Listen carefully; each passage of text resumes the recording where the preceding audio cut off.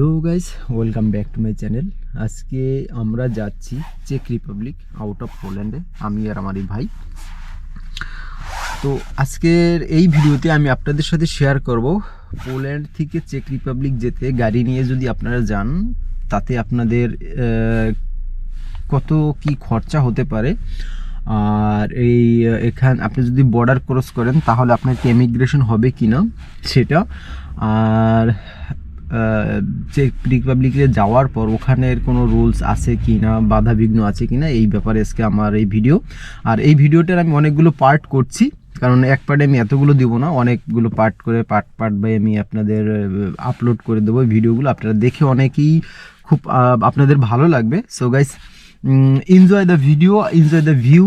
আর Poland আর হচ্ছে চেক রিপাবলিকের যে পরিবেশ, সো আপনারা ভিডিও দেখলেই আপনারা বুঝতে পারবেন what's the different between this two country. কিছু ইনফরমেশন দেওয়ার জন্য আবার আসলাম, কারণ আমার ভাই একটু না, এটা আমাদের দুজনেরই মিস্টেক, তিনজনের মিস্টেক।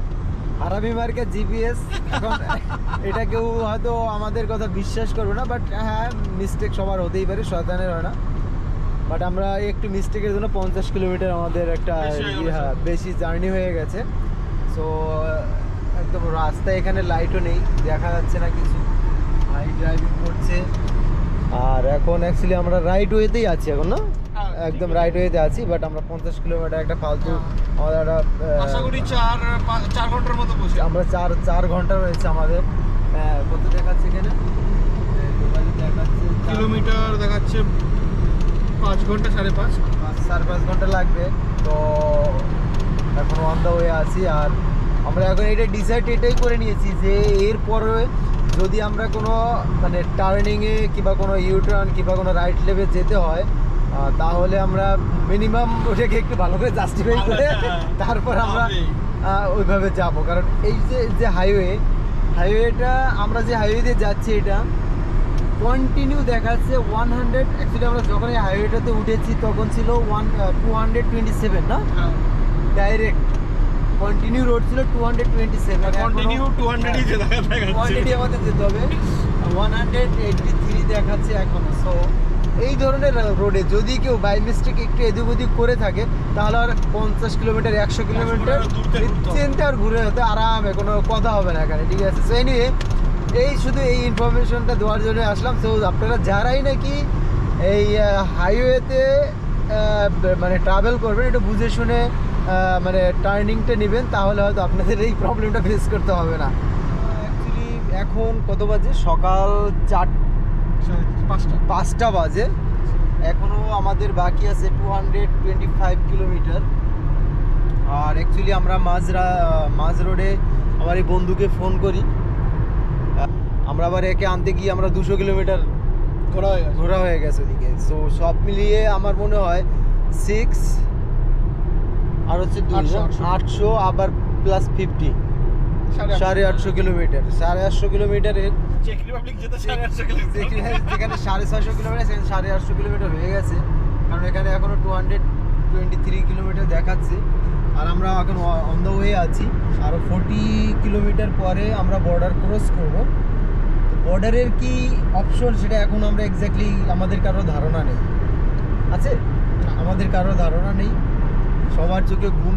আর ভাই তো পুরা বাস ঘুমিয়ে পড়ি, সবাই এখানে ভালোভাবে ভালো, ঠিক আছে? তো এখন কথা হচ্ছে যে ভাইয়ের ফার্স্ট টাইম হাইওয়েতে ড্রাইভ, ফার্স্ট টাইম গাড়ি নিয়ে আউট অফ পোল্যান্ডে যাচ্ছে, এতটাই এক্সাইটেড, মালের কোনো ঘুমই নেই চোখে, ঠিক আছে?